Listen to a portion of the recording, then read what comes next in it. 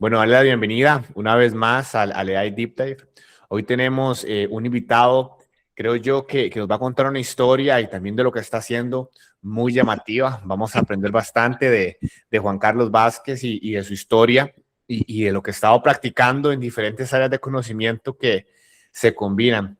Empezando por ahí, Juan Carlos, yo hago esta pregunta no solo porque sea usted y su caso que tenga eso que nos llama la atención, se la hago a todo mundo, que es: ¿qué estaba pensando Juan Carlos cuando estaba saliendo del cole y tenía que elegir qué estudiar?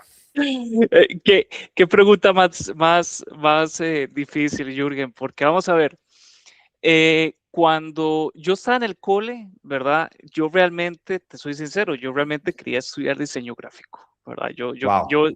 siempre he tenido como esa vena artística, ¿verdad? Entonces, el asunto es que cuestiones de la vida, ¿verdad? También, como más de uno le ha pasado, que tal vez los padres no están tan de acuerdo, ¿verdad? Con que uno se mande para el área artística. Yo entonces entré al área primero de computación, ¿verdad? De informática en la Universidad de Costa Rica. Fue la carrera en la cual yo entré primero. ¿Qué es el asunto? Bueno, si bien yo estaba ahí como en el colegio, ¿verdad? Que me gustaba, ya en esa época, ¿verdad? Ya se venía viendo, ¿verdad? Facebook y todo, y MySpace y todo eso, ¿verdad? Yo, o sea, yo soy de la época de cuando unos Sí. tenían los disquetes y que más CDs y demás, ¿verdad? Ya nadie se acuerda lo que es eso, ¿verdad? Básicamente, quemar CDs, uno le pregunta a alguien, ¿qué era quemar CDs, verdad? Eh, digamos, yo siempre anduve como muy metido ahí. Teníamos en el colegio donde estaba un laboratorio de computación y pasaba muy metido ahí. Pero cuando yo entré a informática, bueno, yo era un chiquillo y sinceramente pasa mucho, ¿verdad? Porque, vamos a ver, la computación tiene la particularidad de que digamos, es un tipo de pensamiento más estructurado, un poco más difícil, un poco más, no diría difícil, sino un poco distinto a lo que es digamos, la lógica informal del día a día, ¿verdad? La matemática común y corriente. Entonces uno va entrando, por ejemplo, matemáticas discretas y va viendo programación y se va entrando todos esos jeroglíficos que yo en aquel momento lo veía como jeroglíficos. Eh, di, no, simplemente no pegué, ¿verdad? No Sí. pegué en el área, digamos, no, en ese momento no estaba con la suficiente madurez para meterme en el área de informática. Y digamos, en ese vaivén, ¿verdad? ¿Qué hacía yo con mi vida? Yo decía, bueno, tal vez me quiera meter ahí a ciencias políticas, ¿verdad? Pero también en ciencias políticas, o sea, posiblemente haya personas que sí tengan trabajo, pero en aquel momento yo decía, bueno, ¿qué otra opción que me gusta, ¿verdad?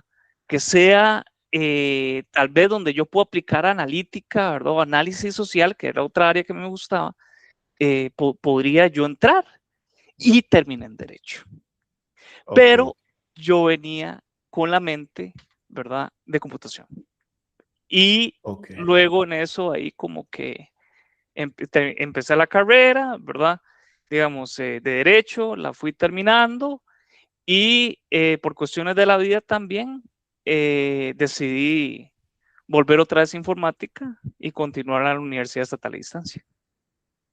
Sí, y es interesante y ojalá que la gente que nos escuche se lleve eso, que la programación, tal vez no solo la programación, las ciencias de la computación inicialmente no hacen clic con el paradigma convencional. Estoy repitiendo lo que dice Juan Carlos, pero es que es muy cierto, ¿verdad? Y Ujú, hay de hecho, grandes programadores, ahorita pienso en DHH, que es un programador en Ruby on Rails bastante famoso ahorita y que tiene una ajá, distribución en Linux, que él cuenta que al inicio le costó mucho, como 10 años se dio contra la pared, solo para ujú, que la gente no piense que todo el mundo hace clic con el pensamiento lógico y ujú. también matemático que hay dentro de la programación.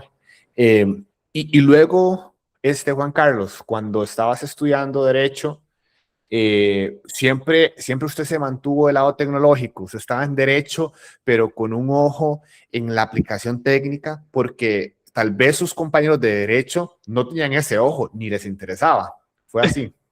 En efecto, ¿verdad? Sí, es cierto. Me da un poco de risa, ¿verdad, Jürgen? Porque es que vieras que yo entré a derecho, ¿verdad? Y yo venía con un pensamiento tal vez algo estructurado, ¿verdad?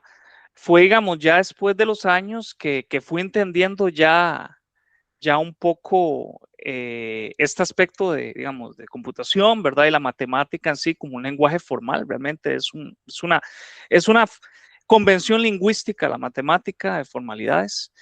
Pero yo siempre tenía como esa chispa de computación y yo siempre me preguntaba cómo uno podía aplicar o cómo uno podía combinar el área, digamos, de computación a, digamos, al derecho.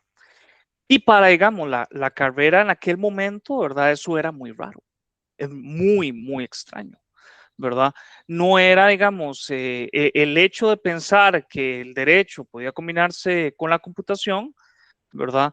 Era pues algo hasta fantasioso, ¿verdad? Para los profesores en aquel tiempo. Entonces siempre me topé con esa, ¿cómo te digo, Jürgen? Siempre me topé con esa, como esa pared, ¿verdad? Hasta cierto punto, porque yo decía, bueno, eh, eh, no estoy ni en el lado de computación, ¿verdad? Ni en la carrera de computación y estoy también ahí, digamos, en el medio también la carrera de derecho, ¿verdad? Que tiene otra forma de pensar totalmente distinta, entonces donde yo pertenezco. Y luego ya después, digamos, cuando yo iba saliendo de la universidad, ya se empezaba a hablar un poco de derecho informático, ¿verdad? De hecho, digamos, uno de los que más estaba, que al menos me introdujo un poco en esa área, ¿verdad? Fue Roberto Lemaitre, ¿verdad? Que digamos, él es también ingeniero en informática y abogado, y él, digamos, combinó el área ciberseguridad, ¿verdad? Con el derecho. Pero yo, digamos, desde mi óptica, yo quería ser un poco distinto, ¿verdad? Sí. Yo pensaba desde el punto de vista del derecho computacional, ¿verdad?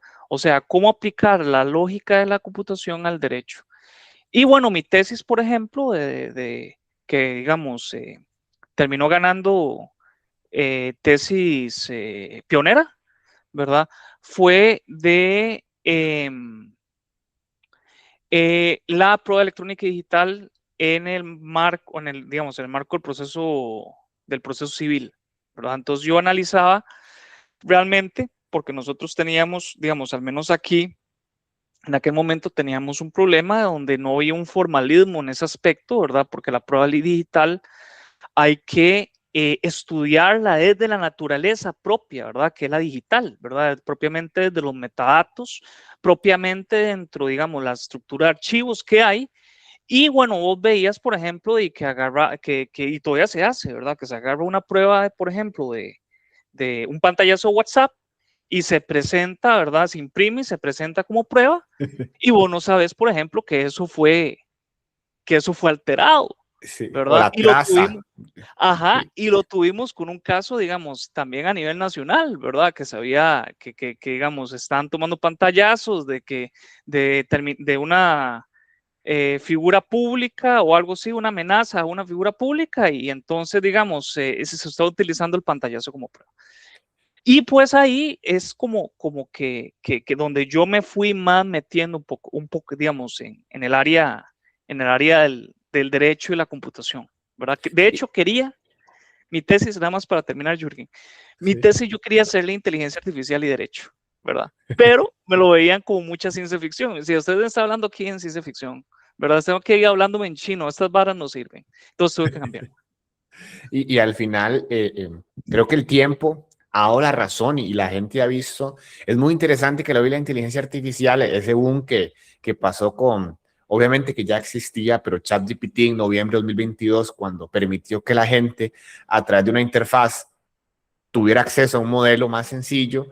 En ese momento, creo que para nosotros también, del lado técnico, fue como hacer una pausa de decir, wow, el lenguaje, que parecía algo de sociales, Ajá, realmente combinado, ¿verdad? Con los modelos de inteligencia artificial, lo aplicado con lo que la gente llama Natural Language Processing y luego los modelos LLMs, realmente como que se está robando el protagonismo del conocimiento. Entonces, me parece muy interesante. Entonces, vamos a ir paso por paso. Entonces, ya estás haciendo tu tesis, empieza usted a pensar sobre cómo los activos digitales afectan el derecho, que el derecho, de hecho, una vez leí yo un libro de derecho que dice, bueno, una de las principales fuentes del derecho hay diferentes fuentes, ¿verdad? Pero una es la naturaleza, lo que pasa, lo que pasa entre la gente. Exactamente. Ajá. Entonces, desde ahí, entonces, Juan Carlos, empezó su interés por la trazabilidad en activo digital, por entender un poquito cómo proteger, en este caso, a una persona tal vez imputada, digo yo, porque tenía algunas pruebas, pero en ese momento ya, Juan Carlos, apareció un interés más allá de eso, más allá de, bueno, voy a proteger a la persona que está navegando en Chrome y que no se pregunta nada y que la gente le da clic a todo. De hecho, digamos, vamos a ver, al menos el tema es que el área yo siento que el área de Derecho y Tecnologías de Información está un poco incipiente, ¿verdad? Al menos esa era la experiencia que yo tenía cuando yo estaba estudiando, ¿verdad? La experiencia mía era que, bueno, todavía, digamos, al menos desde la óptica de la carrera estábamos definiendo qué eran, ¿verdad? Ciertas figuras, ¿verdad? Entonces, bueno, ahora nosotros tenemos, por ejemplo, la Ley de Protección de Datos, ¿verdad? Digamos, la Ley 8968 que contempla, ¿verdad? Aspectos como, digamos, la autodeterminación informativa, el consentimiento informado y al mismo tiempo incluye también aspectos, vamos a ver, como por ejemplo, bueno, los tipos de datos, ¿verdad? O la clasificación legal de los datos, porque al menos nosotros los informáticos tenemos nuestra propia clasificación. Bueno, hay datos estructurados y datos no estructurados, ¿verdad? Y bueno, digamos, todavía en esa área y en ese momento se venía como empezando. De hecho, fue a partir como del 2018 con la misión del Reglamento General de Protección de Datos, cuando se empezó a popularizar el tema, digamos, del derecho y la protección, digamos, de los activos digitales y la protección de datos, ¿verdad? Todavía nosotros venimos hablando cuestiones digamos, de criptoactivos también. Entonces, digamos, yo veía como esa laguna, ¿verdad? Pero veía también, y todavía veo una laguna, que es digamos, el tema de cómo razonar computacionalmente en el derecho, ¿verdad? Era algo que a mí todavía me fascina, ¿verdad? Y es precisamente como venías hablando el tema, digamos, de procesamiento del lenguaje natural. Fue ahí cuando yo me fui metiendo un poco más a tratar de entender qué es lo que pasa, ¿verdad? Y ahora llama la atención, bueno, todas estas técnicas que uno veía, antes vos tenías los modelos recursivos, ¿verdad? Que tenían este problema, ¿verdad? Que era, creo que digamos, el gradiente, no tanto el descenso gradiente, sino, digamos, que se pierde la memoria conforme vos vas expandiendo la cantidad, digamos, de contexto, ¿verdad? Ahora tenemos vos, por ejemplo, de tener los transformadores, tener los módulos de lenguaje, ¿verdad? Y ahora tenés realmente lo que es, al menos desde mi punto de vista, ¿verdad? Digamos, una base de datos difusa y probabilística, ¿verdad? Para mí eso es un modelo de lenguaje, para mí es eso, ¿verdad? Y entonces, bueno, ahora con la llegada, por ejemplo, de los modelos de lenguaje, ya empezamos a tener desde el punto de vista legal una necesidad de aceleración, ¿verdad? O sea, ya no estamos quedando atrás. Y ha sido siempre algo desde el punto de vista legal, donde nosotros estamos atrás del avance tecnológico, ¿verdad? Sí. Y ya ahí es una cuestión ahí compleja, ¿verdad? O sea, muy multidimensional. Sí, y bueno, vamos a ir aprendiendo también y yo creo que la gente que nos está escuchando, ojalá abra bien sus oídos porque al menos yo lo digo puede ser, Juan Carlos, desde la ignorancia. Yo veo muchos temas de la práctica del derecho donde a uno como tecnólogo, uno le da una ansiedad y uno dice, esto se lo va a comer la tecnología.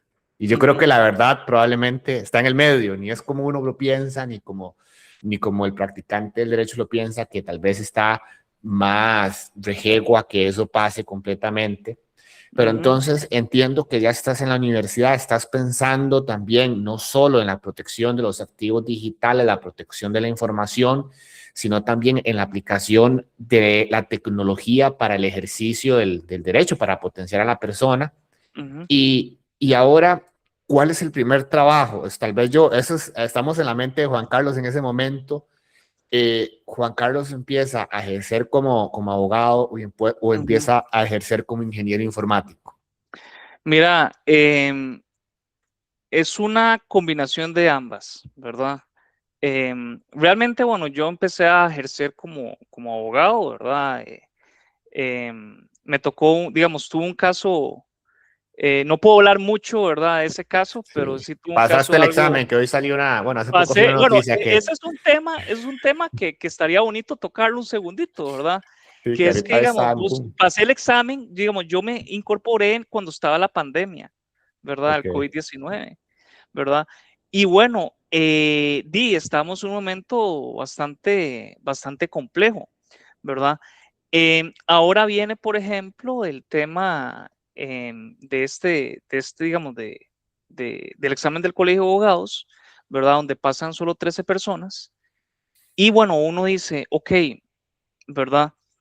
¿Qué es lo que está pasando realmente? ¿Verdad? O sea, yo veo que muchos dicen, ¿verdad? Y es parte también como de mi opinión ahí distinta, ¿verdad? De otro lado totalmente, ¿verdad? Y es que, diga, a nivel probabilístico, tal vez vos entenderás, Jürgen, ¿verdad? Es muy extraño cuando solo 1% pasa, ¿verdad? Sí. De más de 1,120 personas. Entonces, algo está pasando, ¿verdad? Ahí es la construcción propiamente del examen, ¿verdad? Es la educación. Y yo siento que también puede ser un aspecto de cómo es que se está viendo el derecho, ¿verdad? Y es aquí donde yo también voy metiendo un poco la cuchara, ¿verdad? Y es que, bueno, ya también con ese aspecto, ¿verdad? Donde cuando yo estaba en la universidad, yo me meto un poco más en temas de programación y demás, ¿verdad? Me empiezo a interesar porque yo veo algo, ¿verdad? Ujú. Yo veo algo, no diría futurista, pero veo algo ahí, ¿verdad? Sí. Donde yo digo, algo está faltando aquí, algo no calza, hay una pieza que no calza. Y es precisamente también, digamos, este aviso digamos, de solo las 13 personas que pasaron es un aviso de también que hay de una actualización, ¿verdad? Y es una actualización curricular y un cambio bastante radical. Por ejemplo, yo soy de los que piensa que deberían meter programación ya en derecho y analítica de datos ya en el área legal, Quiero, ¿verdad? quiero interrumpirte ahí nada más para que me des pie y me expliques lo siguiente. Ajá, Uno piensa que la persona de derecho y tiene esa gran habilidad de memorizar, establecer reglas lógicas. Justo hoy que estaba viendo sistemas expertos donde está una base de conocimiento, donde hay un motor de inferencia que tiene un ajá. montón de un predicado, que si esto pasa implica esto, y a veces uno escuchar al abogado, a la persona de leyes, si X, Y implica Z, ¿verdad? Y a uno le parece como muy lógico. Ujú, Pero también ahora, nada más quería decir este aspecto, los LLMs hoy son capaces de generar prosa. Ya ujú, generar prosa no es rey, ahora él es el que tiene capacidad de síntesis, ¿verdad? ujú, ¿Será ujú. que la práctica del derecho cambia porque ya no es una gran virtud el generar y memorizar prosa? No sé si yo no conozco el examen, no sé si el examen trataba de memorizar o de llevarlo a uno a analizar. ¿Cómo lo ve usted? Los, Cuéntenos desde adentro. los exámenes, digamos, generalmente, al menos la experiencia que he tenido y cuando yo hice el examen, siempre ha sido muy memorístico, ¿verdad? Ok. A vos, por ejemplo, y te dan un examen de 75 preguntas, ¿verdad? Donde vos tenés que responder, tenés 3 o 4 opciones, ¿verdad? Y te meten, digamos, desde lo que es deontología jurídica, que es todo lo relativo digamos, a ética del área legal, ¿verdad? Te meten derecho civil, te meten derecho penal y demás, y te meten plazos, ¿verdad? Te meten, por ejemplo, conceptos y demás. O sea, hay que aprenderse mucho, mucho, mucho de memoria, ¿verdad? ChatGPT, alguno de esos modelos, no hablemos, hablemos de los modelos de Claude, ¿verdad? Que el Claude tiene Ujú. 3 modelos, que está el ¿Qué más uso? Opus, Ajá, está el ajá, Sonnet y está el Haiku. ajá. El Sonnet que está en medio, lo pasaría esos modelos. ¿Cree usted un examen Sí, de eso? digamos, desde mi óptica, vamos a ver, yo sí creo que sí habría una probabilidad alta de que un Sonet pase, ¿verdad? Porque realmente la estructura del examen no es tanto de un razonamiento, sino más de un carácter memorístico, Ok. ¿verdad? Entonces, siendo los modelos de lenguaje digamos, una base de datos difusa, ¿verdad? Bueno, y los modelos de lenguaje van a tener digamos, la memoria interna con el cual fue entrenado y digamos, las redes propiamente, ¿verdad? De los transformadores ahí se van a encargar de hacer las conexiones, ¿verdad? Sí. Entre, digamos, los diferentes elementos porque ya realmente tiene un conocimiento general, ¿verdad? Entonces, yo que utilizo mucho Claude y que utilizo Claude Code y demás, ¿verdad? Uno se da cuenta realmente que, por ejemplo, vos le preguntás, ley 8968, Costa Rica, el modelo va a saberlo, ¿verdad? Sí. Y ha ido mejorando. Antes uno decía y criticaba en derecho, bueno, el tema de las alucinaciones, pero es que las alucinaciones se han venido reduciendo, ¿verdad? O sea, con el paso del tiempo. Y ahora tenés sistemas como el RAG, digamos, arquitecturas como RAG y demás, ahí que, digamos, mejora todavía más o reduce los temas de alucinaciones. Entonces, ¿qué es la cuestión? Yo siento que, o sea, mi óptica, ¿verdad? Yo digo, estos exámenes ya no se pueden realizar así, ¿verdad? Porque, digamos, ¿qué estoy realmente yo evaluando? Si la persona cuando llega y realiza, digamos, y entra ya a su práctica profesional, no necesariamente va a tener esa memorización propia, ¿verdad? ¿Qué es lo que al menos yo veo desde la óptica computacional y desde la óptica del derecho, ¿verdad? Como vos decías que, digamos, los abogados tenían una manera de pensar, ¿verdad? Que vos traducías a matemática, que era, bueno, X implica Y demás. Realmente, por ejemplo, un artículo, digamos, un código es, digamos, una estructura de secuencias lógicas, Ujú. ¿verdad? Y esa estructura, digamos, esas secuencias o esas premisas, ¿verdad? Y esas conclusiones pueden ser traducidas digamos, a un conocimiento, a una estructura matemática de pensamiento. Y de hecho, es un área, ¿verdad? Dentro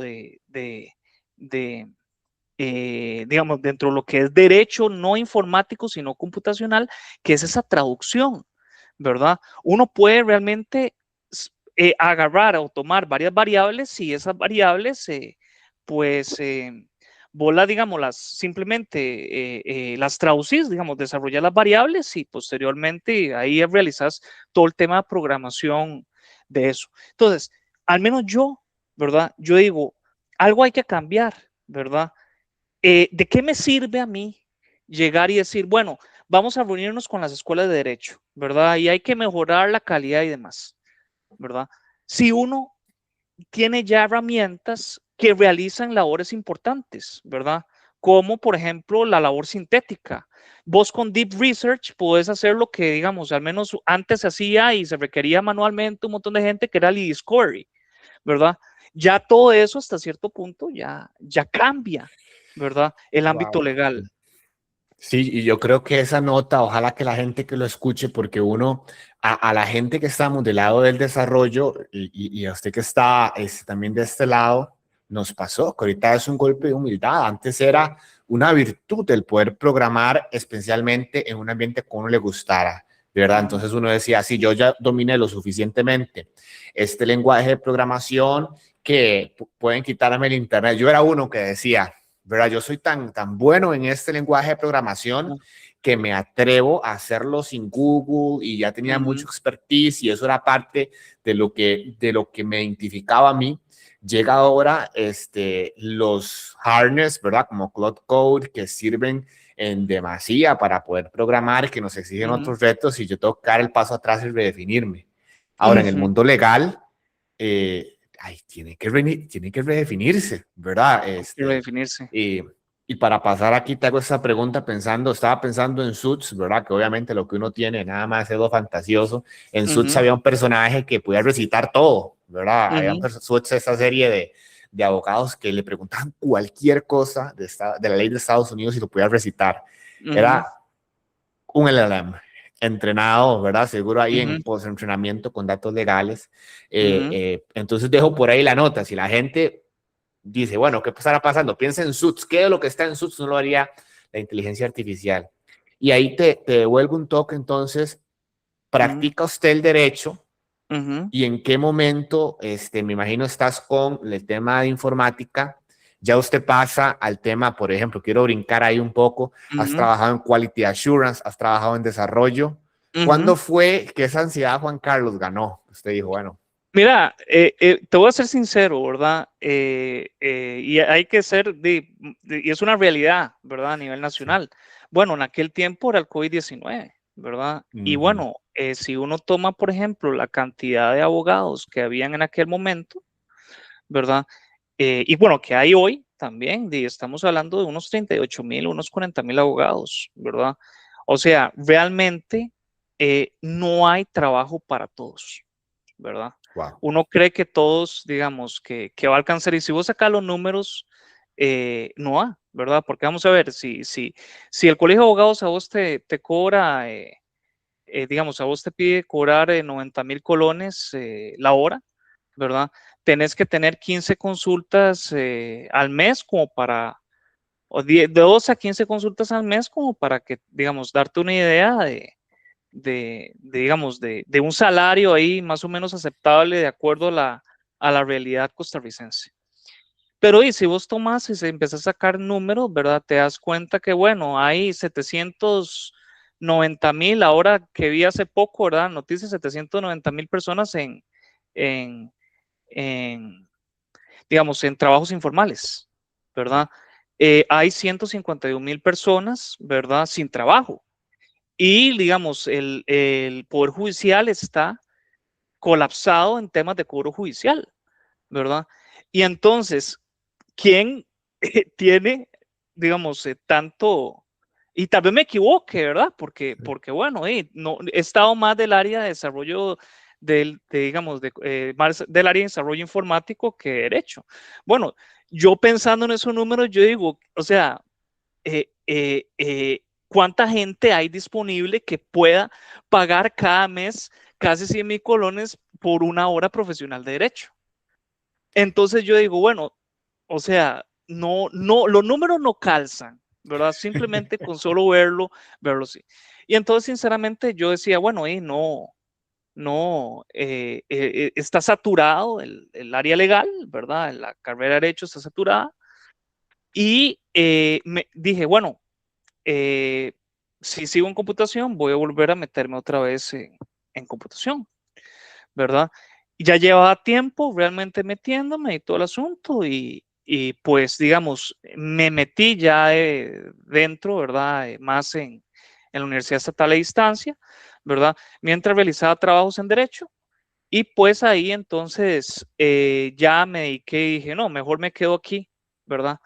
En informática porque realmente también me gusta más el área legal. Entonces sí ahí terminé, digamos, en esa parte, ¿verdad? En la Wow. computación.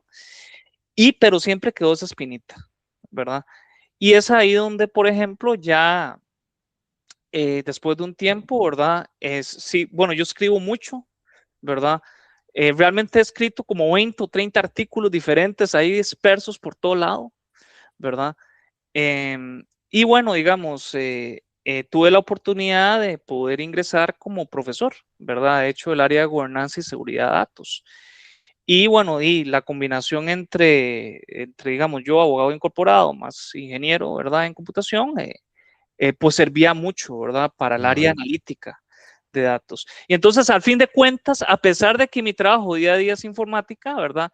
Terminé, digamos, aplicando el derecho, pero en el área académica. Sí, y qué importancia, la gente tal vez no lo ha escuchado, de hecho también en este podcast, pero la gente tiene que saber el tema de data governance o gobernanza de datos. Las compañías maduras lo tienen. Me ha pasado a mí, ahora que usted lo dice, Juan Carlos, que cuando, por ejemplo, mi primer trabajo fue un equipo de data governance de Walmart US, que tenía un equipo de cadena de suministro. Entonces ya Walmart trabajaba con herramientas como Colibra, ¿verdad? Que empezaban a mapear el activo de datos y la metadata y quién era el dueño del dato y demás. En ese mundo de gobierno de datos, y quiero relacionarlo con la ley que mencionabas, que la gente poco la conoce, sino aquí la vamos a poner también para que la vean en la descripción, la 8968. ¿Cómo has visto el mundo corporativo? ¿Todavía es algo que hace falta que la gente entienda a nivel corporativo que el dato se protege internamente? Ahorita pasamos al ser humano, al individuo, que por ahí tiene usted un par de proyectos, pero en el mundo corporativo, ¿será que ya la gente hizo clic que no es solo la magia, sino la protección de los datos y el gobierno Vamos de a ver, ellos? es una muy buena pregunta, Jürgen, porque digamos, desde la óptica que he visto otros colegas, ¿verdad? Al menos lo que he escuchado, ¿verdad? Es que, bueno, existe la ley 8968, pero todavía aquí la aplicación en Costa Rica está, digamos, no es tan, vamos a ver, no es tan extensiva, ¿verdad? Como uno pensaría, ¿verdad? Sí. Todavía nosotros estamos en discusiones, ¿verdad? Sí. Con respecto a situaciones como por el tema del Tribunal Supremo de Elecciones, ¿verdad?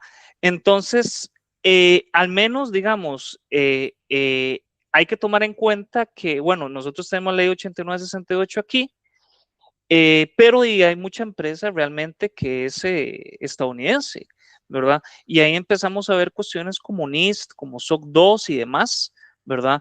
Donde, bueno, ahí son marcos ya muy maduros. Aquí, al menos a lo que yo he notado, falta como un cierto grado de madurez, ¿verdad? Tenemos gobernanza digital, ¿verdad? Tenemos sistemas realmente, digamos, el sistema de registro nacional, tenemos ahora hoy TribuCR y demás, pero falta más un tema, digamos, de implementación integral, ¿verdad?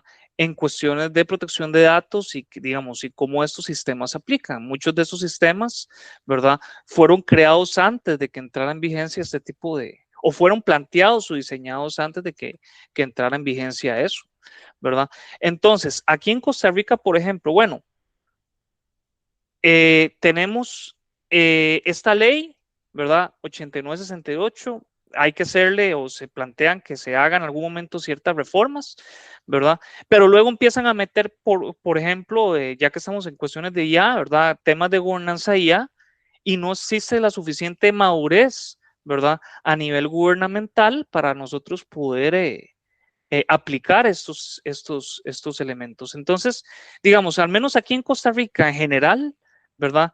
Lo que es mi perspectiva, ¿verdad? Lo que es gobernanza digital, lo que es TI, ¿verdad? Combinado con derecho, todavía está,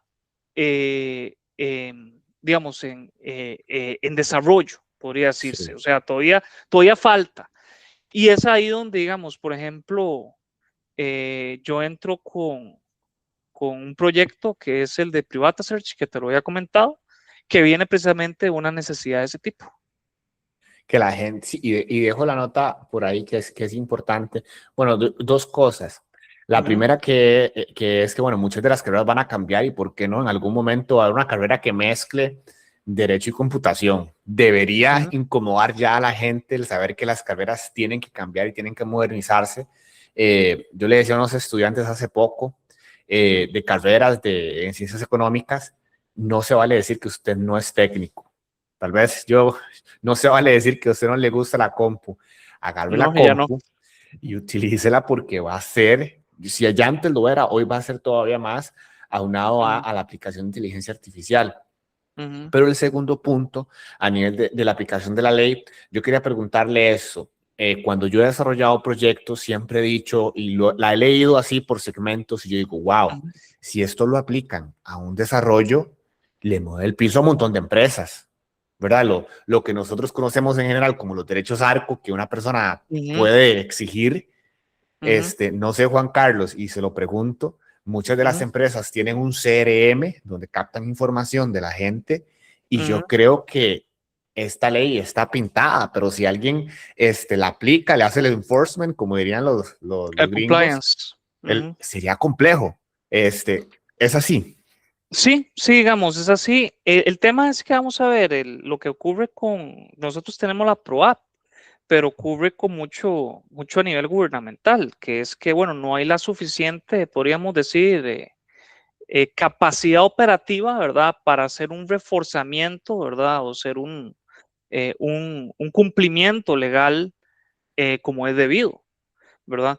Entonces, vos decís, bueno, la ley está ahí pintada, ¿verdad? Hasta cierto punto es que hay un problema de aplicación, digamos, no, no de aplicación, sino de, de capacidad, ¿verdad? Operativa, ¿verdad? Se hace lo que se puede con lo que se tiene. Sí. Entonces, si uno se pone a pensar, bueno, muchas empresas vienen de un momento todo este aspecto de protección de datos. Estamos hablando de digamos, a ver, si bien es cierto, ya se venía discutiendo desde el 2008 o 2010, ¿verdad? Con el Reglamento General de Protección de Datos fue cuando empezó digamos, a popularizarse ese tema y pues, por ejemplo, no podemos pretender que unas empresas que venían con una forma de trabajar y que se tratan de Ujú. empresas ya muy grandes, ¿verdad? Ya, digamos, grandes empresas, bueno, tienen toda una estructura interna, todo un organigrama interno, toda una serie de departamentos que tienen que adaptar ¿verdad? Entonces no podemos esperar tampoco, ¿verdad? Que haya esa adaptación de la noche a la mañana, ¿verdad? Entonces, es una combinación, bueno, o sea, la empresa tiene que cumplir, ¿verdad? Pero al mismo tiempo, tampoco es que se puede reforzar ese cumplimiento, ¿verdad? Si no se tienen las capacidades, ¿verdad? Operativas para eso. Y es una de las críticas que ha existido, ¿verdad? Con respecto al tema, digamos, de materia de protección de datos aquí en Costa Rica. Sí, ¿no? Y yo creo que al menos yo lo tengo muy cerca porque en su momento hubo proyectos importantes que tenían eso y yo Ujú. decía, bueno, a partir de ahí y gracias a colegas del mundo de ciberseguridad, también yo empecé a decir, dentro de la arquitectura de los datos, esto tiene que ser fundamental, porque si en algún momento el país evoluciona, la Ujú. empresa, el desarrollo tiene que tenerlo listo. Y me gusta, bueno, ya mencionaste el proyecto de Privata Search que busca facilitar el acceso a los datos. ¿Por qué nace? ¿Por qué nace este proyecto? Veamos en dos partes. ¿Por qué Ujú. nace Ujú. y cómo afectó la inteligencia artificial el que hoy tenga una muy buena cara? Ahora ustedes lo van a ver también. Entonces, cuéntanos un Bueno, poquito, Juan Carlos. te comento ahí. Bueno, el tema es que, y pasa, ¿verdad? Bueno, nosotros aquí en Costa Rica te voy a contar un poco la historia, ¿verdad? Bueno, dos historias realmente, ¿verdad? Porque yo ya venía con esa espinita del Legal Tech, ¿verdad? Ajá. Em, la primera es que cuando surgió digamos, salió el tema de los modelos de lenguaje, ¿verdad? Bueno, nosotros tenemos Nexus del Poder Judicial. De hecho, somos de los pocos países hasta cierto punto que tiene un sistema de este tipo, ¿verdad? De jurisprudencia accesible, ¿verdad? Para las personas. Bueno, yo, digamos, estaba surgiendo ese tema del LLM, me obsesioné, ¿verdad? Hasta cierto punto, ¿verdad? Porque yo sí, aquí hay algo, ¿verdad? Muy interesante con respecto, digamos, a inteligencia artificial y derecho. Y bueno, uno de los primeros proyectos que yo saqué, ¿verdad? Fue, digamos, dentro de todo este tema de COVID y todo, cuando había empezado apenas saliendo LangChain, ¿verdad? La Sí. librería esta de Python, ¿verdad? para cuestiones de módulos de lenguaje. Bueno, yo entonces me metí en Nexus, me fijé en el API que traía Search, ¿verdad? Y dije, aquí me puedo montar un rack con un modelo local, ¿verdad? Wow. De lenguaje. Y entonces ahí salió, no sé si, bueno, creo que puedo compartirte, ¿verdad? Sí, puedes compartir. Sí, sí. Ok, voy a compartirte, ¿verdad? Un segundito acá, si me permitís, ¿verdad? Sí, Permitir, yo saqué y ahí si ven Nexus PJLLM. Es un proyecto que tuve que archivar, ¿verdad? Que era Nexus PJLLM, ¿verdad? Vea que fue hace más de dos, digamos, hace un poquito más de 2 años, hace 3 años, ¿verdad? Que lo había hecho, ¿verdad? O sea, eran como, apenas se venía hablando. Y entonces vos, por ejemplo, aquí mandabas una consulta, generación inteligente de respuestas, ¿verdad? Y así, aquí es el derecho de autodeterminación informativa, se conectaba con Nexus, ves que mandaba los chunks, ¿verdad? Correspondientes, porque el API te devolvía a vos todo un HTML con todos las resoluciones. Y entonces esto lo agarraba, lo pasaba por ejemplo, por un embedding, ¿verdad? Digamos, un modelo de embedding, el de Sentence Transformers, ¿verdad? Que es un modelo de incrustación multilingüe, ¿verdad? De carácter general, no es como que está especializado en derecho, pero todo esto ocurría localmente, ¿verdad? Todo esto ocurría localmente. Y a mí entonces, en aquel momento, ahora corría con Olama y con Llama 3.2, para que te des cuenta. Claro. ¿Verdad? Eso Ya fue estamos hace un ratillo. hace ratillo, ¿verdad? Entonces, a mí, digamos, sinceramente, yo presenté ese proyecto, había mandado, digamos, a realizar una consulta al, al Poder Judicial y en la respuesta me dijeron que, bueno, no es posible, o sea, uno no puede replicar las bases de datos digamos, uno puede replicar las bases de datos ya creadas a nivel gubernamental por un tema de que se cambia la finalidad de uso, ¿verdad? Desde la óptica de lo que es protección de datos, bueno, cambia esa finalidad de uso, ¿verdad? Bueno, hablaron conmigo, ¿verdad? Estaban un toque impresionados porque realmente era un modelo yo pensaba desde el punto de vista nuevamente del derecho. Yo decía, si quiero privacidad pura, tiene que correr localmente, ¿verdad? Sí.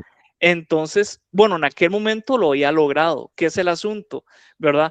Ya después de un tiempo, ¿verdad? Vos empezás a ver que empiezan a salir otros productos con temas de módulos de lenguaje y el Poder Judicial cierra el API, ¿verdad?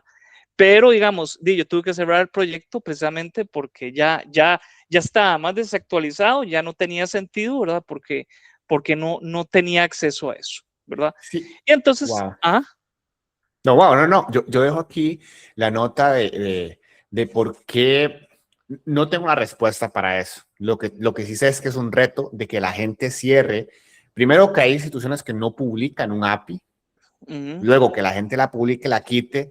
Es una decisión ahí un poco complicada, pero para la gente que nos escucha y se está ahí, sepa que hay mecanismos para no solo utilizar el API. O sea, por ejemplo, con esto de OpenClaw, que está por ahí, ¿verdad? OpenClaw, cuando usted ve muchos de los CLIs que utiliza, lo que hace es, si Spotify bloquea el API, ¿verdad? Crea un CLI que utiliza un navegador like comportamiento y se trae la información. Entonces, lo que estoy diciendo es que, Juan, a alguien se le puede ocurrir y hasta qué punto entonces la gente va a proteger la información solo no para no tener acceso, Juan Carlos, sino para que sea complejo el tener acceso. Es algo curioso, ¿verdad? Porque es que vamos a ver el tema, en aquel momento, bueno, no estaba OpenClaw, no estaba nada de eso, y sinceramente nadie entendía que era una base de datos vectorial, ¿verdad? Entonces yo les hablaba de bases de datos vectoriales en aquel momento y bueno, estaba hablando en chino, ¿verdad? No sé. Entonces la cuestión es que, a pesar de que las bases de datos vectoriales ya tenían tiempo, pero digamos, Ahí fue mi introducción como temas de bases de datos vectoriales, ¿verdad? Con Chroma, de hecho, ¿verdad? Sí, Entonces ese proyecto está cromática. abierto, ahí archivado, ahí quedó.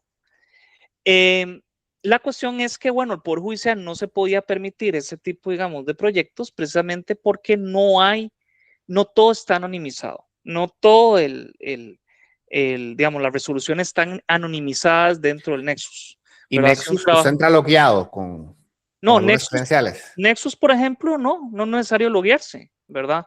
Digamos, te comparto otra vez, Wow, ¿verdad? entonces, Vos te ahí es metes aquí, ahí es donde digo, es que es ¿ves? duro, no. Ajá, porque nada más también, si alguien nos escucha ahí, el Poder Judicial, aquí pueden hablar con nosotros para que tengan una consultoría, pero uno le podría decir, la única forma de bloquear esto es traerse el sitio abajo, ¿verdad? ¿Qué impide hoy que, verdad? ¿Qué impide en ese momento tal vez, o sea, qué impide hoy, Ujú, por ejemplo, que un OpenClaw que puede llevarse los cookies, generar el comportamiento, son pocos sitios, Juan Carlos, que logran eso. Entonces, ujú. no se necesita loguearse. Usted llega, usted puede buscar y a eso que estamos diciendo era lo que ellos en algún momento sentían que era peligroso, la replicación de los datos en una base de datos vectorial local. Exactamente, ¿verdad? Entonces, digamos, cualquier persona accede y puede tener acceso a eso, ¿verdad? O sea, no solamente hay un API, ¿verdad? Digamos, hay otras formas de poder acceder que, por ejemplo, Selenium y demás, ¿verdad? Pero bueno, en aquel momento lo conveniente era el API porque el API te devolvía a Es vos lo el más. HTML, ¿verdad? Y te Sí. volvía la estructura, ¿verdad? Los datos estructurados y eso era sumamente beneficioso. Pero hoy, ahora, digamos, un CLO te hace el scrapping correspondiente de eso, ¿verdad? Pero bueno, desde una óptica legal no se puede o hay una cierta prohibición en temas de web scrapping, ¿verdad? Digamos, de la página Nexus, precisamente por el tema de minimización de Sí. datos, Podemos ¿verdad? leerlo, nada más leámoslo ahí. Sí, Nada, claro, digamos, dice, nada más. conforme lo que establece el artículo 37 del Reglamento para Tratamiento de Datos Personales, aprobado por la Corte Plena, se prohíbe a todas las personas físicas y jurídicas generar respaldos particulares de las bases de datos de Poder Judicial. Lo anterior incluye la construcción de bases de datos paralelas mediante la utilización de herramientas robotizadas de inteligencia artificial o cualquier forma comprometa la finalidad de las bases de datos y la seguridad de información, ¿verdad? Wow. Esto ¿Y fue eso estaba antes de antes, esto. No, antes o esto fue después? Antes de JC. después, digamos, de eso, ¿verdad? Y de otros también Wow. sistemas que surgieron, porque yo me imaginaba que hoy estaban haciendo muchos llamados, ¿verdad? Al sistema, porque ya empezaban a haber estos sistemas o estos programas AI-centric, ¿verdad? Donde vos tenías las consultas, se estaban montando racks, que de hecho hay varios ahora en esos, de ese tipo actualmente. Bueno, y vos tenés, por ejemplo, ahora sistemas, ULX tiene su propio modelo de lenguaje y demás, ¿verdad? Sí. Pero en aquel momento no había nada de eso y pues era una fuente de datos bastante interesante tenerla. Entonces, el sistema de este Nexus LLM que yo tenía, ¿verdad? En aquel momento yo ya un poquillo ahí empezando, ¿verdad? Sí. Ya tenía ya mejoraba bastante las respuestas, ¿verdad? Que brindaba. Wow. Entonces, sí era algo, y me molestó un poco porque yo decía, es un proyecto de código abierto, ¿verdad? O sea, si yo tuviera apoyo, me serviría, pero de ahí no pasó, ¿verdad? Y Sí. entonces, ¿qué fue lo que pasó? Bueno, después de un tiempo yo quedé con la espinita, digamos, de desarrollar algo similar. Y entonces ahí fue donde, digamos, me puse a pensar, estaba hablando con mi prometida, ¿verdad? Catherine, ¿verdad? Que estaba llevando un curso, ella también estudia Derecho, de hecho ella es socióloga y analista de datos, Wow. ¿verdad? Y entonces ella me decía, bueno, estaba viendo este curso de, digamos, de protección de datos, estaba llevando un curso de protección de datos en la UCR y estaban hartos, ¿verdad? Que se metían a la página y pues, digamos, vos llegabas y te voy a volver a compartir pantalla, ahí me Sí. disculpa la audiencia que Ay, esté quitando y compartiendo pantalla, sí. vos Ahí les llegabas vamos a, contando digamos, lo que vemos, nada más por si nos están escuchando. ajá, entonces vos llegabas acá te metías en la página de transparencia, en la parte de resoluciones, y bueno, vos tenías la búsqueda aquí como buscar un expediente. Sí, todavía no estamos viendo, nada más, vuelve. Ya no la ves la pantalla o No, dame para ver, dame para ver, aquí, pantalla completa, ¿ok? Entonces, aquí, por ejemplo, vos veías ahí está. aquí te metías y vos buscabas, pero no era como que vos tenías un full text search aquí, Sí, ni ¿verdad? un semantic search, que la Ni gente un que nos semantic escucha, search, que ¿verdad? eso tiene súper poderes, porque nada más, si alguien no lo ha Ajá, escuchado, es como si usted ponía, si usted quería buscar carro en la búsqueda normal, tiene que decir carro. Con el semantic search va a entender la intención detrás y va a decir carro, auto, vehículo. ajá. Porque el semantic search a vos te coloca, digamos, los datos en un espacio vectorial, ¿verdad? Y ahí con similitud de coseno y demás, bueno, logras semánticamente encontrar cuáles son las interrelaciones, ¿verdad? O te mejora, Claro. digamos, la búsqueda. Entonces no había nada de eso. Y entonces me decía, qué frustrante, me decía ella, qué frustrante buscar esto, ¿verdad? Tener que meterse y buscarlo así. Y yo dije, ok, estos datos sí están anonimizados, ¿verdad? Están Ok. anonimizados, ¿verdad? Y desde la óptica de datos abiertos, ¿verdad? Porque hay todo un decreto, aquí en Costa Rica hay un decreto relativo a datos abiertos. Bueno, yo quiero tomar estos datos y crearme un dataset, ¿verdad? Sí. Y es ahí entonces donde, digamos, eh, yo me meto aquí, ¿verdad? Private Search. Hice un web scraping de la página de alrededor de 616 resoluciones y entonces creé un dataset bajo la estructura de datos abiertos, ¿verdad? O digamos, no hay vamos a ver, no hay una estructura formal que es algo que falta aquí, digamos, que creo yo falta, ¿verdad? A nivel eh, legal, ¿verdad? Tal vez, digamos, definir si debe haber una estructura de datos abiertos. Espero no estar equivocado, ¿verdad? Con respecto a eso. Pero entonces, digamos, habiendo escapeado esos datos, ¿verdad? Creé un esquema en JSON que básicamente, bueno, extrae los datos, ¿verdad? Hay todo un pipeline por Sí, detrás, para llegar ahí, ¿verdad? no es que... Para llegar ahí, no es como que ya me lo hace automáticamente, ¿verdad? Hay todo un pipeline, ¿verdad? Extracción, de conversión de los PDFs a Markdown y del Markdown a, digamos, a datos estructurados, porque realmente Sí, esos datos son datos no estructurados. Y sí, entonces, digamos, agarré y estructuré los datos. Entonces, trae, por ejemplo, las resoluciones divididas en las secciones correspondientes de resultando, considerando y por tanto, ¿verdad? Que es una estructura que es lo que, otro aspecto, Jürgen, que a mí, digamos, me llama la atención y por qué es que no se ha, tal vez, porque es que no se ha popularizado más las cuestiones de analítica de datos y derecho, ¿verdad? Que es que realmente nuestros datos, digamos, las resoluciones y las sentencias y mucho de los datos que nosotros manejamos en derechos del texto es estructurado y sí, nosotros razonamos sobre datos o sobre estructura, ¿verdad? sí, Y como esa estructura hasta cierto punto es computable, ¿verdad? sí. Entonces, el esquema te traía el texto y aquí es donde yo meto el vector de análisis semántico. Y Súper. entonces construí el dataset listo y lo único que le puse fue como un wrapper encima ahí hecho con Cloud Code, valga la Sí. redundancia, ¿verdad? Para hacer, digamos, para permitir la exploración de datos, filtros y otras cuestiones.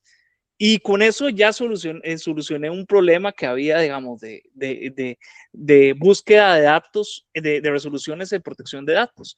Entonces, ahora me piden ya, digamos, como, uy, Juanca, qué bueno sería que metieras como resoluciones de la Procuraduría o de la Sala Constitucional. Y yo, bueno, y voy a ver cómo puedo, ¿verdad?, hacer eso.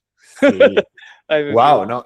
Y sí mueve, eso es lo que en algún momento, volviendo al inicio de la conversación, lo que Ujú, uno desde el mundo del desarrollo y ujú, aplicación de inteligencia artificial, sistemas agénticos, ujú. a uno no sé, le agarran las manitas y uno siente como esa necesidad porque uno dice, se está cayendo, se está cayendo. ¿verdad? Ajá. Por ejemplo, que probablemente dentro del marco o hablemoslo así, una persona tiene que tener una congruencia con respecto a lo que dictamina. Ujú. No hay forma que una persona tenga memoria de todo lo que dictamina. Puede tener un paralegal que le ayude, pero yo estoy Exactamente. ahí de tarea para el que quiera hacer la tesis. A Mm, alguien que agarre la inteligencia artificial, que encuentre unos datos que estén anonimizados y que se dé cuenta en qué momento la persona falló en contra en algún momento de lo que en algún otra parte del tiempo pensaba diferente. Eso está súper interesante porque el ser humano, ya que Juan Carlos ha comentado, nosotros sabemos que la mente funciona mucho como funciona la memoria dentro de una gente. Nosotros ujú, vamos a recordar lo que hicimos mucho al inicio, lo que hicimos mucho recientemente, pero lo que está en medio, esa ventana de contexto, se va poniendo dificultosa ahí. ujú, Entonces, Juan Carlos, qué buen ejemplo, ¿verdad? Yo ujú, creo que nos mueve un poquito el piso a nivel de datos abiertos y quiero hacerte esta pregunta. ujú, De hecho, por ahí está una diputada, Sigrid Segura, ujú. que yo he visto que ya está en el tema de datos abiertos, tiene ese conocimiento, ojalá que impulse más Ajá. leyes para que todos podamos acceder mediante APIs, Ujú, pero ¿qué oportunidades está para ir cerrando un poquito? Y yo sé que ujú. esta conversación se puede hacer más larga. Ah, ¿Qué por supuesto. oportunidades? Sí, sí, porque Ajá, yo digo, bueno, no estamos como en el momento de cerrarla, pero para respetar la hora, ajá. yo quería preguntarte, Juan Carlos, ¿qué estamos desaprovechando? Eh, Mira, eh, yo sí eso lo tengo claro, algo ya bastante claro, digamos, como un okay, 80% claro, no como 100% claro, ¿verdad? Pero un 80%. Mira, nosotros tenemos un sistema como el Nexus, digamos, tenemos acceso o sistemas abiertos de datos variados, ¿verdad? Y yo siento que hasta cierto punto es posible con todos estos datos poder empezar a solucionar problemas como el de mora judicial, ¿verdad? Me atrevo a decir, ¿verdad? Porque, por ejemplo, vos tenés ahora todo lo que es sistema multiagente, ¿verdad? Entonces, digamos, con AutoGen, digamos, con sistema multiagente, vos hasta cierto punto puedes, que es una hipótesis que tengo, tendría que hacer la investigación, ¿verdad? Y hacer las pruebas correspondientes, sí, que es el hecho de que vos puedas hasta cierto punto simular o correr varias simulaciones de un juicio, ¿verdad? Que los múltiples agentes operen sobre un grafo, ¿verdad? Eh, porque realmente es algo, un punto muy interesante que se los dejo ahí a la gente que nos escucha, que una de las mejores estructuras, al menos porque como es como funciona el derecho, ¿verdad? Lo que he notado es la utilización de grafos, ¿verdad? Y la organización de la información en forma de grafos, o sea, con nodos y aristas. Entonces, el hecho que vos puedas tener múltiples agentes recorriendo un grafo, un agente que actúe como una parte actora, un agente que actúe como de parte defensora y un juez que sintetice o hasta cierto punto que trate, digamos, de realizar ahí como un bucle de respuestas, ¿verdad?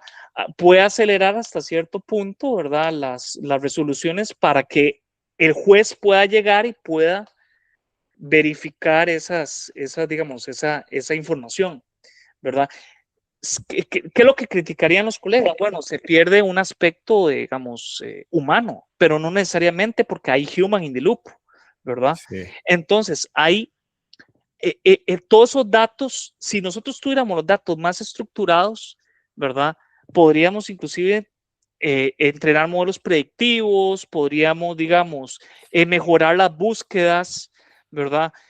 Podríamos modernizar propiamente el sistema judicial, pero no hay, o al menos lo que noto, no hay el recurso humano, ¿verdad? Podría decirse, tampoco el recurso económico para algo de digamos, de esa forma.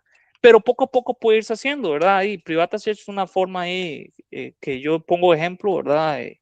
De algo que soluciona un problema de acceso a información, ¿verdad? sí. O sea, más proyectos tal vez de código abierto, más proyectos de ese tipo puedan mejorar aspectos ahí a nivel nacional en materia de gobernanza y también en materia porque todo eso tiene que ver con gobernanza de datos, materia de gobernanza y en materia de acceso a la justicia también. Súper. Sí, yo creo que esa reflexión nos queda a nosotros pensar. Yo lo he pensado que en algún momento, cuando uno pide información a cierta institución pública que tiene una responsabilidad, en cierta parte de la historia era recibir los datos manuales. Luego se han presentado recursos, medios, Delfino, CR, por ejemplo, para que no, si se necesitan Excel, mándelos en Excel, si no necesita en PDF, sea en PDF. Y yo creo que Juan Carlos, usted está llevando la conversación bueno, es que si todos tuviéramos la conversación desde el lado técnico, de un PDF a un Excel que se puede descargar a una API, no hay mucha distancia. Para quien nos escucha, si usted dice, no, pero bueno, cuando lo investiguemos nos vamos a dar cuenta. Y yo creo que en algún momento va a pasar que los modelos en que los datos, la definición de datos abiertos dentro del abiertos va a incluir estos mecanismos que hoy nosotros estamos hablando. Exactamente. Entonces, bueno, Juan Carlos, muchísimas gracias. Ahí luego te busco otro espacio porque creo que hay muchas cosas que se pueden navegar, ideas y oportunidades. Entonces, te dejo ahí con algún cierre final, ¿verdad? Tal vez para la gente que también nos está escuchando, que está en el derecho en informática, un mensaje para ellos, que tienen ansiedades de los dos lados. Tal vez el informático tiene ansiedad y la otra persona también.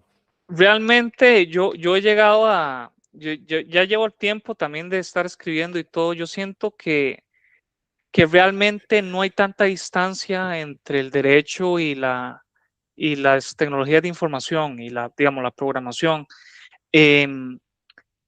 Aunque, digamos, mucha gente estudia derecho para escapar de la matemática, ¿verdad? Y escapar de ese tema. Realmente, a fin de cuentas, ¿verdad? Uno durante toda la carrera desarrolla capacidad lógica, ¿verdad? Capacidades lógicas y hasta cierto punto lo que uno evalúa, por ejemplo, y uno ve silogismos y otras cuestiones, hasta cierto punto lo que uno evalúa puede ser traducido a lógica formal y puede ser traducido a lógica matemática y por ende puede ser traducido a programación, ¿verdad? Entonces, si realmente la carrera de Derecho se presta, ¿verdad? Para analizar datos, ¿verdad? Para pensar con respecto a datos, para ver modelos predictivos. Realmente se presta y se combina bastante bien, no es algo como chamánico, sí. Que a veces noto como que se ve como, tal vez lo puedan ver como algo chamánico, realmente no. Pero sí siento que hay que ir cambiando un poco la figura del abogado, ¿verdad? Ya la figura del abogado clásico que tenía su librito ahí con su código ahí apuntado y tenía sus expedientes, eso ya eso no, digamos, es algo ya que no, no va a sobrevivir el tiempo. No va a sobrevivir al tiempo, ¿verdad? Esa es la respuesta. Yo veo que la profesión como en sí no es que vaya a desaparecer, sino que va a transformarse en algo más, tal vez, más guiado, ¿verdad? A los datos y tal vez un cliente vaya a esperar, bueno, ¿qué fue lo que, digamos, qué fue la simulación que usted ocurrió sobre el juicio, ¿verdad? Sí. Que esas fueron las respuestas. Bueno, y esto, o sea, vamos a entrar en un momento donde nosotros vamos a ser como abogados debugging, ¿verdad? Sí. De solución, digamos, de soluciones judiciales, ¿verdad? Y decir si ese resultado realmente tiene un carácter humano que es propio nuestro, ¿verdad? Sí. Entonces, evaluar los resultados desde la óptica humana. Súper. Bueno, los pensamientos quedan ahí para seguir conversando. Muchísimas gracias, Juan Carlos. Ojalá que la gente que nos escuche tome nota. Y bueno, nos vemos en otro episodio. Muchas gracias, Jürgen, y muchas gracias a todos los que nos escuchan.